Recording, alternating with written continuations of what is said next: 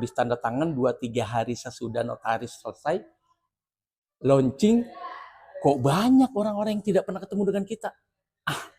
Itu salah satu benturan kepentingan, di mana kesepakatan berempat, selesai notariat, selesai surat kesepakatan kerja bersama, selesai agreement, yang ngumpul di sebuah resto 5.000 orang. Kebayang nggak sih benturannya?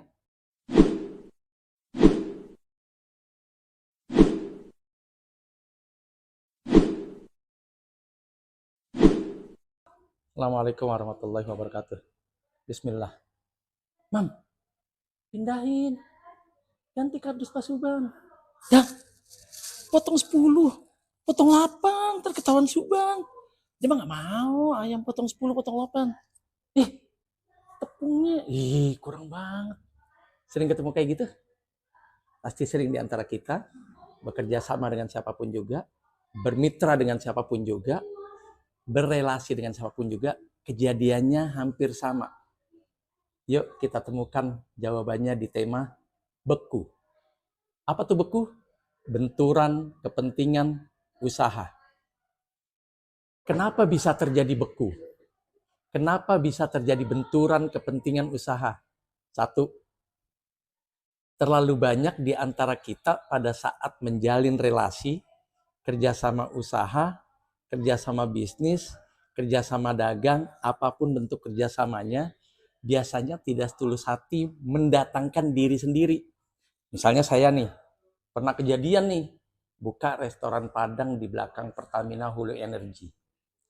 Saya, Subhan, ada investor namanya Urip, petinggi Pertamina, ada pelaku tukang masak jago Padang, sebutlah namanya Pion dan Bizal, 2 adik kakak.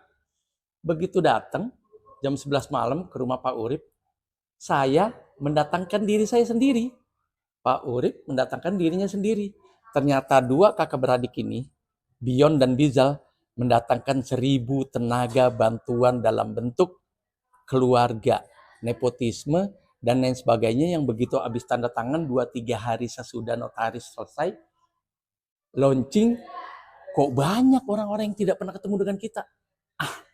Itu salah satu benturan kepentingan, di mana kesepakatan berempat, selesai notariat, selesai surat kesepakatan kerja bersama, selesai agreement, yang ngumpul di sebuah resto 5.000 orang. Kebayang nggak sih benturannya? Akhirnya apa yang dilakukan saya dan Pak Urip? Gigit jari. Yang punya konsep bingung mau jalanin konsepnya. Lantaran udah terlalu banyak orang yang nggak terlibat, tapi serasa punya job desk, serasa punya peran, serasa punya urutan jabatan, urutan hal-hal yang mau dilakoni, yang mau dilakuni, yang mau dilakukan, yang mau dikerjakan. Lah terus saya di mana? Yang lebih bingung lagi si Urip nih, Pak Urip. Uang saya terlanjur masuk. Nah, benturan kepentingan ini menguntungkan segelintir orang, merugikan banyak pihak. Kenapa terjadi benturan kepentingan? Karena biasanya kita datang dengan tidak setulus hati membawa diri kita sendiri. Tapi terlalu banyak gerbong dari keluarga atau siapapun juga yang sifatnya nepotisme dilibatkan sesudah agreement terjadi. Yang pertama. Yang kedua, kalaupun yang pertama tidak terjadi, yang terjadi di jilid 2 atau di nomor 2, pada saat berjalan sudah kelihatan ada pertumbuhan, ada growth, ada perkembangan, ada prestasi, reputasi, atau apapun yang bisa dianggap menyenangkan untuk 4 orang tadi nih, di contoh yang sama ya. Apa yang terjadi? Ini nasi nggak keburu kalau dimasak di resto, karena pesanannya hampir 3.000 dalam 1 hari. Setiap shiftnya harus keluar 1.000, Pertamina 1.000, Wika 1.000, bla bla bla lah. Karena memang kita dekat BUMN saat itu restonya. Akhirnya punya usulan dia, ke istri saya aja yang 1.000. Kok tiba-tiba terlecut nama istrinya? Kenapa nggak rekanan sebelah? Mungkin ada warung B, mungkin warung C.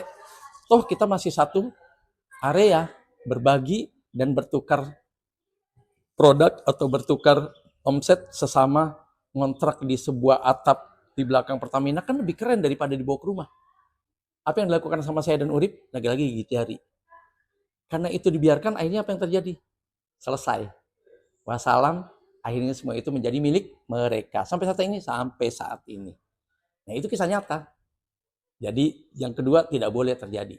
Kita tetap harus pastikan bahwa masuknya gerbong di saat prestasi sedang tumbuh tetap harus kita awasi, amati, dan pantau. Gitu. Yang ketiga, unsur ketidakenakan kita. Namanya kita orang Melayu ya. Kita orang Timur katanya segitu ya. Tapi bukan Indonesia Timur saya. Kita orang Timur yang dikit-dikit nggak enak, tepos liro, ya udahlah, ngalah dan sebagainya. Itu nggak boleh. Karena itu yang menyebabkan benturan kepentingan usaha begitu tumbuh sampai akhirnya dua tokoh.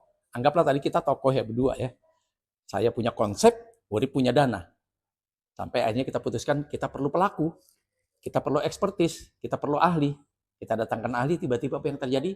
Mereka menjadi pemegang saham mayoritas bersama keluarganya. Cuma gara-gara apa? Saya dan Urip, nggak enak. Nggak enak. Nggak enak tidak boleh dikedepankan. Toleran tingkat tinggi yang kebablasan tidak boleh dikedepankan. Atau tepos liro yang kebablasan juga tidak boleh dikedepankan. Karena apa? Ini tataran bisnis, Mas. Ini tataran bisnis, Bu. Ini tataran bisnis, Pak.